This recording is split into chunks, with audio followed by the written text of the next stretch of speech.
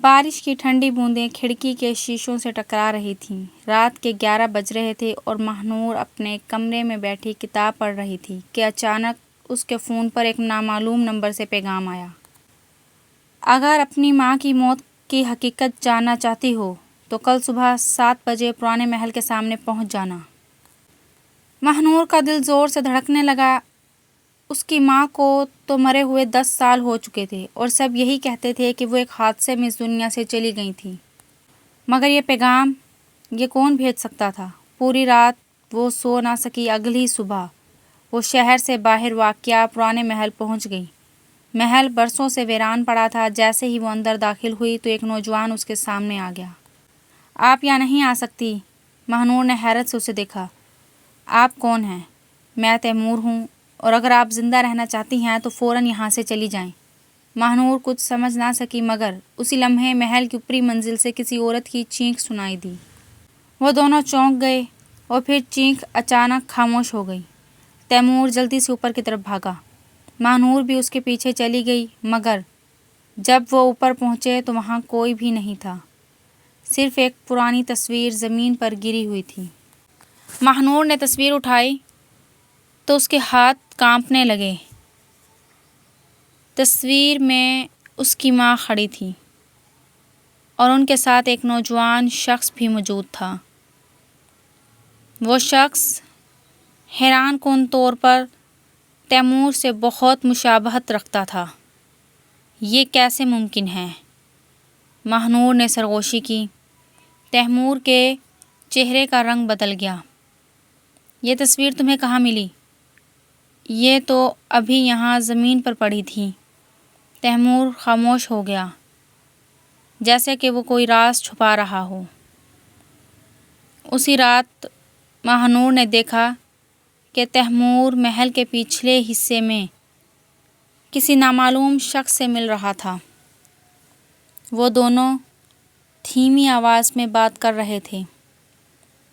ماہنور قریب گئی، مگر جیسے ہی اس نے ان کی بات سننے کی کوشش کی، اس کے پیچھے کسی نے قدم رکھے۔ وہ پلٹی، مگر وہاں کوئی نہیں تھا۔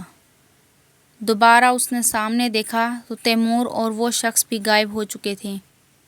اسی طرح کئی دن گزر گئے۔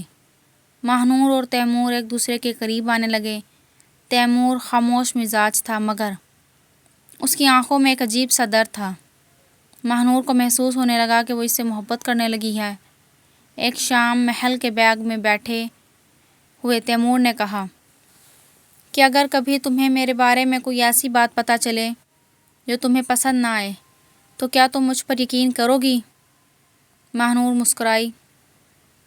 اگر تم سچ کہو گے تو ضرور۔ تیمور نے گہری سانس لی، مگر کچھ کہنے سے پہلے ہی ایک گولی چلنے کی آواز آئی۔ دونوں جھک گئے۔ گولی ان کے قریب درخت پر جا لگی تھی۔ کسی نے انہیں مارنے کی کوشش کی تھی۔ چند دن بعد ماہنور کو محل کے تہہ خانے میں ایک پرانی ڈائری ملی۔ یہ ڈائری تو اس کی ماں کی تھی۔ اس نے بے چینی سے صفحات پلٹنے شروع کیے۔ ایک صفحے پر لکھا تھا، اگر میرے ساتھ کچھ بھی ہو جائے تو اس کے ذمہ دار 2 لوگ ہوں گے۔ ایک کا نام سلیم ہے اور دوسرا۔ آگے کا صفحہ پھٹا ہوا تھا۔ ماہنور پریشان ہو گئی۔ وہ دوسرا شخص کون تھا؟ اسی وقت اسے پیچھے سے آواز سنائی دی، یہ ڈائری مجھے دے دو۔ وہ پلٹی تو پیچھے تیمور کھڑا تھا۔ اس کی آنکھوں میں خوف تھا۔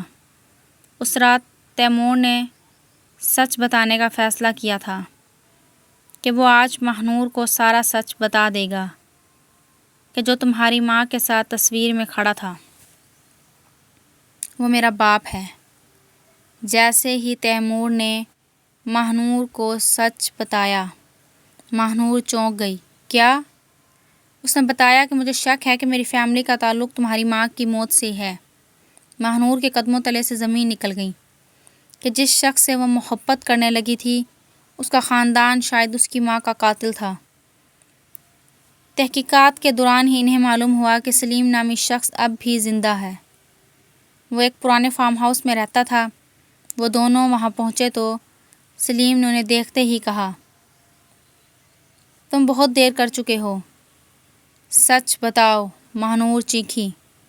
سلیم نے کانپتی آواز میں کہا، تمہاری ماں کو قتل نہیں کیا گیا تھا، پھر انہوں نے تو خود ہی اپنی موت کا ڈرامہ رچایا تھا۔ ماہنور کے ہاتھ سے پانی کا گلاس گر گیا۔ سلیم انہیں ایک خفیہ مقام پر لے گیا۔ وہاں ایک خاتون بیٹھی تھی، سفید لباس، اداس آنکھیں اور چہرہ بالکل ویسا ہی تھا جیسا کہ ماہنور نے بچپن میں دیکھا تھا۔ امی؟ ماہنور کی آنکھوں سے آنسو بہنے لگے۔ وہ عورت واقعی اس کی ماں تھی۔ ماہنور کی ماں نے بتایا، میں نے اپنی موت کا ڈرامہ اس لیے کیا کیونکہ میرے پاس ایک ایسا راز تھا جس کے لیے طاقتور لوگ مجھے مارنا چاہتے تھے۔ کون لوگ؟ وہی لوگ جنہیں تم آج تک اپنا خیر خواہ سمجھتی رہی ہو۔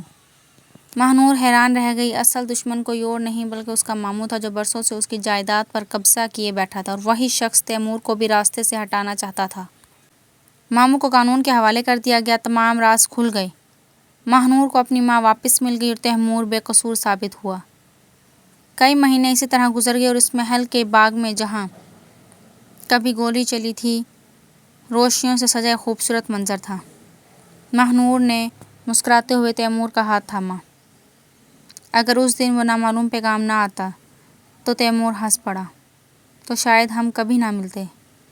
مگر عین اسی لمحے ماہنور کے فون پر ایک نیا پیغام آیا، تم نے ایک راز تو حل کیا ہے، مگر دوسرا راز ابھی باقی ہے۔